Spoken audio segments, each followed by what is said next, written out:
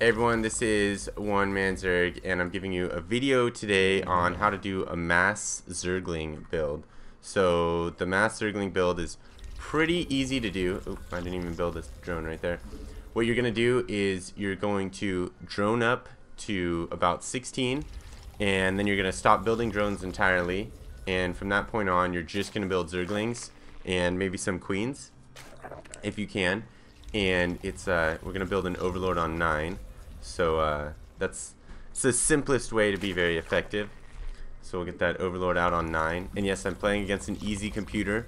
So when do you want to use this strategy? I wouldn't use it in a 1v1. Against Zerg, you can kind of do it, but then if they get banelings, it's easy to counter. You want to do this mainly in like 2v2s or on big open maps.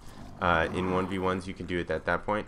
So I'm going to continue to drone until I'm at about 15, and then at 15 what I'm going to do is I'm going to build a hatchery.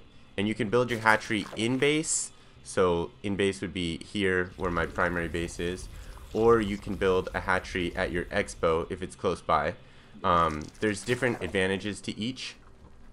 I'll just build it in base for this case, but if you build it at your expo, you might be able to fake them out to thinking, oh, you know, he or she is not gonna get quick units, when in fact you are gonna get quick units. So we're at 300, so I'm gonna drop down my hatch, and then after the hatch, I'm gonna build a spawning pool on 15, and I'm gonna get an extractor on 15 as well. So yeah, if you build it at your expansion, they might think you're going for a macro build, and then you're just gonna unleash a million Zerglings on them. And if you build it, but then it's more susceptible to being counterattacked. And then I have another 15, so I'm gonna build my extractor. So it could be counterattacked, but you're just gonna get mass Zerglings, so it's likely you'll be able to thwart off any rushes. But it is slower than, say, a 10 pool or especially a 6 pool or something, so you could get rushed earlier. And so I have 15 right there. I'm gonna go to 16, and then I'll build an overlord. And now that I have my extractor, I'm gonna put 3 drones on that gas, so I can get that Zergling speed really quickly. And then I'm just gonna put my hatcheries on hot number 5. And so now that I have this, I'm gonna stop building drones entirely, because I don't want to use any more of my larvae on that, because my larvae are just for Zerglings now. So I can pop out a queen, and I made sure to build that overlord there too.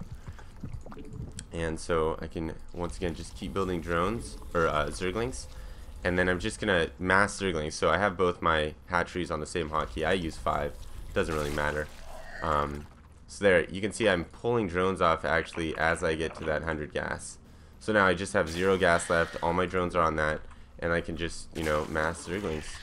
And then I'll have my queen popping pretty soon, and I can actually build another queen here too, because I have that kind of income.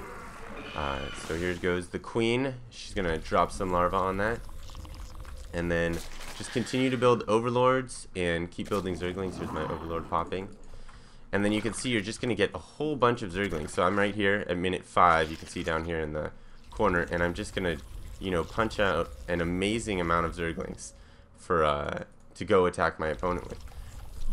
And so you just keep building them, and what happens is after this point you have enough income to support whatever you're doing, so you're just gonna overwhelm them with units, because that's what Zerg can do. They can just produce endless units with all the larvae and the spawn larvae from these queens.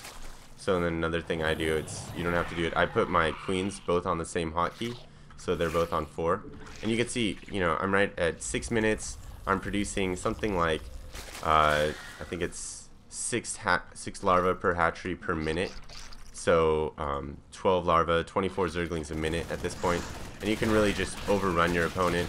You know, this is a computer on easy, so it's obviously extra easy, but you can do this. I would recommend maps with big openings, because as everyone knows, when you have Zerglings, they can easily get trapped and be completely ineffective. If there's a wall here and they have some SCVs repairing and some Marines behind it, your Zerglings aren't going to get in. You're going to need to transfer to banelings, so you're going to want to watch for that.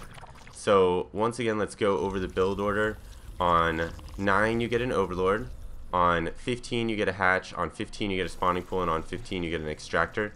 So that means you build a hatchery, you build a drone, then you build a spawning pool, then you build a drone, then you build an extractor. And then continue to build overlord so you don't get overlord capped, and pop out some queens as soon as you get up so you can just get mass production. And you can put the hatch in base, which this is in base, that's a term for, you know, where your main is, or you can put it at your expansion. I usually put it at the expansion. It's a little bit more aggressive, but what you can do from there is you can let's just go finish off this computer. If you build it at your expansion and they somehow wall you off or somehow get a lot of bunkers and can thwart your attack, then you can macro up from that point, and you can just start building drones at both your bases and, you know, transition into some kind of mutaling or roachling or whatever you want to do from there, because it's open. But you got to get some early pressure on with the build, because that's what it's effective at. It's like a mid to early rush. So hope that works for you guys. If you have questions, post them below or go to the forums and ask about it. It's a pretty easy build. It's very effective. I like to use it in multiplayer sometimes. Not a lot because it's kind of annoying, and it's you know, it's very basic. All you get is Zerglings, then you overrun them. But it is a pretty effective build, so it is good to use. To counter it, you're going to want to get some wall-in defenses. If you're Protoss or Terran, you can wall-in, or you can do the Protoss wall-in, which is like you leave one space for a Zealot, and then you just put those Zealots on hold position, and it's going to take forever for Lings to get through that. Or if you're Terran, you just wall-in. If you're Zerg, get some Banelings. Banelings are going to really mess up those Zerglings. Or just get a little wall-in, put like a sunken here, a spine crawler, and like a roach warren here, and then put your queens and roaches behind there. It's going to make it really hard on those Zerglings to get in. So any kind of wall off will really help counter this build.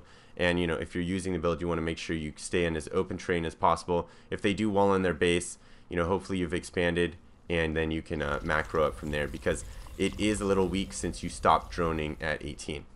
Alright, hope you guys enjoyed that, and check out the UEN.com for more tips and tricks and all that good stuff.